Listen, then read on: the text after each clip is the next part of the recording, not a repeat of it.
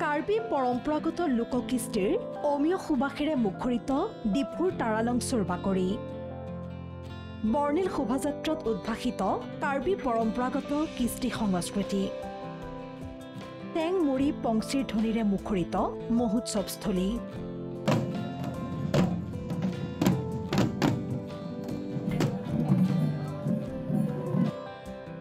শান্তি ঐক্য আৰু সম্প্ৰীতিৰ মহান বাণীৰে অনুষ্ঠিত হৈছে ৫১ সংখ্যক কাৰ্বি যুৱ মহোৎসৱৰ মহোৎসৱৰ দ্বিতীয় দিনাও বিভিন্ন জাতি জনগোষ্ঠীৰ লোককৃষ্টিৰে জিলিকি উঠিল ডিফু তাৰালংচু কাৰ্বি পিপুল হলৰ বাকৰি ৫১তম কাৰ্বি যুৱ মহোৎসৱৰ দ্বিতীয় দিনাও উখল মাখল পৰিৱেশ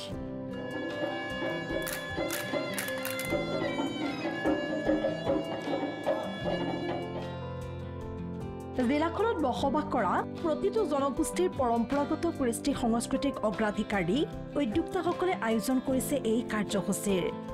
এই মহোৎসৱৰ মুখ্য উদ্দেশ্য হৈছে কাৰ্বি জনগোষ্ঠীৰ পৰম্পৰাগত নৃত্য গীত আৰু খেল ধেমালি সংৰক্ষণ তথা প্ৰচাৰ কৰা বিভিন্ন ঠাইৰ পৰা কাৰ্বিসকল একেলগে যুৱক যুৱতীসকল আহিছে ইয়াতে বিভিন্ন জনৰ পৰা ইয়াত তেওঁলোকৰ বিভিন্ন খেল ধেমালি লোকবাদ্য লোকসংগীত এইবিলাকৰ প্ৰতিযোগিতা হ'ব তাৰপিছত আৰু যিসকল লোকে এই অনুষ্ঠানটো কাৰ্বি ইউথ ফেষ্টিভেল যিটো আজিলৈ প্ৰত্যক্ষ কৰাকৈ আপোনালোকে আহক আৰু এয়া হৈছে উত্তৰ পূৰ্বাঞ্চলৰ আটাইতকৈ পুৰণা আৰু আটাইতকৈ ডাঙৰ আমাৰ যুৱ মহোৎসৱ ১৯৭৪ চনৰ পৰাই ধাৰাবাহিকভাৱে অনুষ্ঠিত হৈ থকা এই যুৱ মহোৎসৱ উত্তৰ পূৰ্বাঞ্চলৰ অন্যতম শ্ৰেষ্ঠ আৰু পুৰণি যুৱ মহোৎসৱ হিচাপেও পৰিগণিত হৈ আহিছে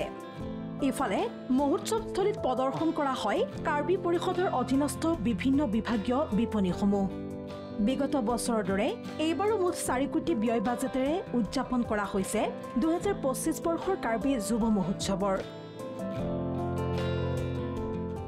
কাৰ্বি জাতিটো কাৰ্বিটোৰ কলা সংস্কৃতি কাৰ্বি খাদ্য সম্ভাৰ সকলো বিষয়ে জানিব যদি কৈছে তেতিয়াহ'লে এই ১৯ তাৰিখলৈকে এই অনুষ্ঠানটো হ'ব আপোনালোকে আহক আপোনাক সকলোকে মই আপোনালোকক স্বাগতম জনাইছোঁ উল্লেখ্য যে ২০২৬ বৰ্ষত দিল্লীত উদযাপন হ'ব কাৰ্বি যুৱ মহোৎসৱ কাৰ্বি সাহিত্য পৰিষদৰ মুখ্য কাৰ্যবাহী তুলিৰাম ৰংহাঙে জনালে এই কথা কাৰ্বি আংলঙৰ বাহিৰে অসমৰ বিভিন্ন জিলাৰ কাৰ্বি সাংস্কৃতিক দলেও অংশগ্ৰহণ কৰিব অনুষ্ঠানত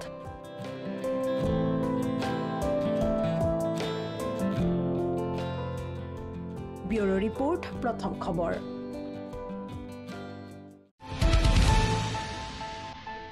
अन्नपूर्णा काव घी देश के हर एक खाने को लजीज बनाता है